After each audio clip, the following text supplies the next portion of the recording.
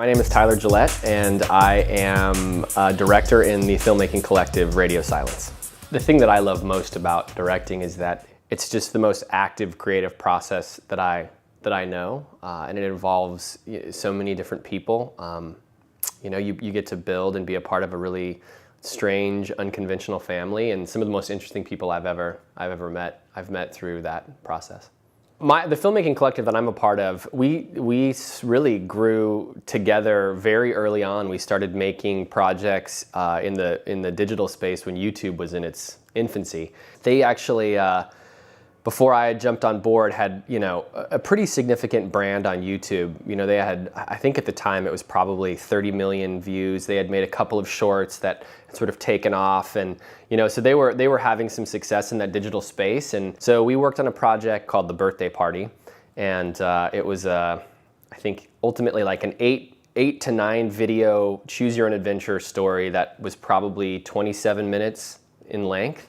It was the most fun I'd ever had making something, and we were trying to legitimize it outside of YouTube a little bit. So we were actually holding premieres for our projects in theaters. We were theatrically screening these interactive concepts, and people were voting in the audience with applause, instead of using the annotations.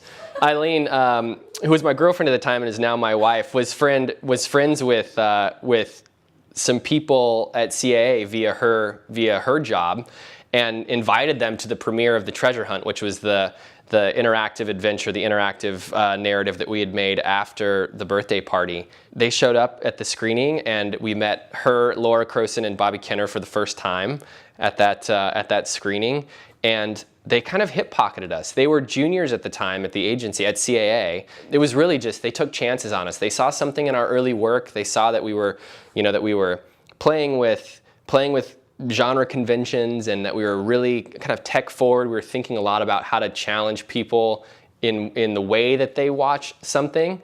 The rest is really history. We've been at CAA and with Brillstein since the beginning of our careers in like more sort of conventional narrative sense. It actually got us recognized by Fremantle Media, who had a sort of very early digital arm at the time. I think it was the first time that we were approached by an outside company to go and make a project.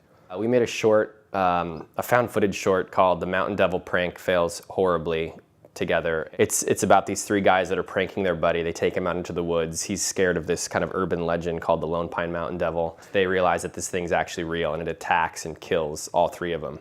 And it wasn't until we made the Mountain Devil video that Brad Miska at Bloody Disgusting, which is this really awesome horror portal online, saw it and brought us in to be a part of VHS. And a lot of people set out to make a film with the goal of those festivals, those kind of touchstone festivals in mind, right? Like Sundance, and TIFF, and South by Southwest. And we had actually never had a project in a film festival. We had always treated YouTube like our own film festival. And I'll never forget, we were actually we were at Yucca's in Los Feliz having burritos when we got the call that it got into Sundance, and it was just like, we were all kind of like, is it the Sundance? Like, what? Is there another Sundance that we're not aware of? So it was this like wildly exciting experience. And of course, it felt funny to us, and I mean, it was so exciting, but there was this sort of strange discrepancy that, we have this fan base and we have 100 million views, but we're gonna go to Sundance and get 400 of the most important views in the industry, in one night.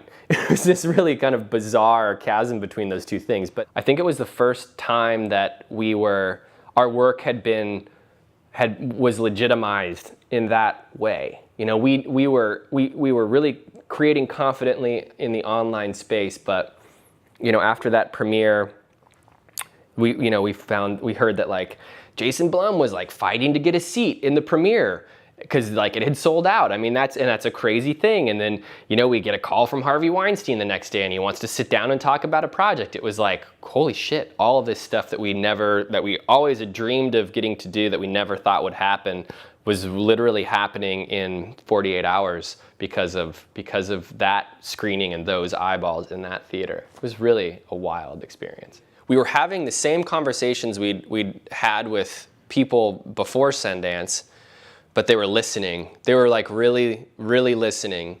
You know, when we were talking about our ideas, it wasn't just like, oh, sure, that's cool. They were like, oh, we can trust you, right? There was suddenly this level of trust that that we hadn't had before.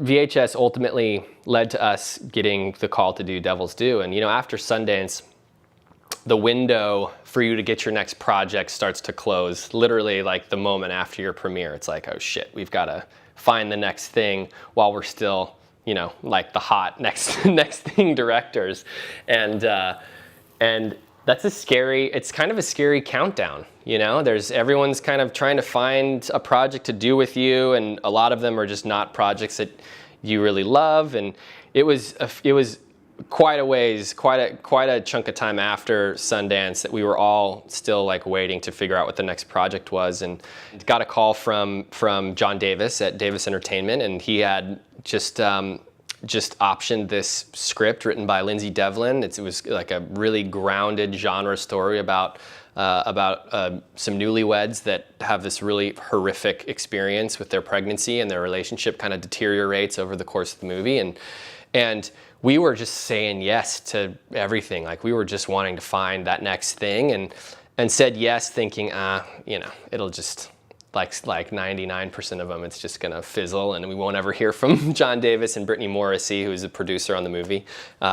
We'll never hear from them again. This will be a one phone call kind of thing. And so we said yes on the phone. We were really interested, and literally within a matter of a couple of weeks, we were prepping the movie. It was like, or we were in the room writing with the, you know, doing a rewrite with the writer, and then we were, on set. But it was an incredible experience, and we had a really, really great time making that movie.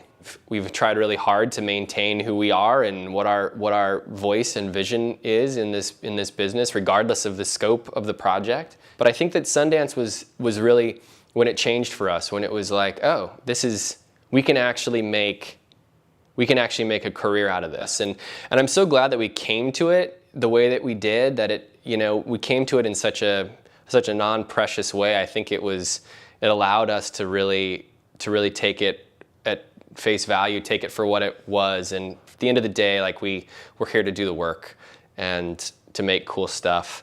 And anything outside of that is just gravy, you know. It's just an added bonus of the process.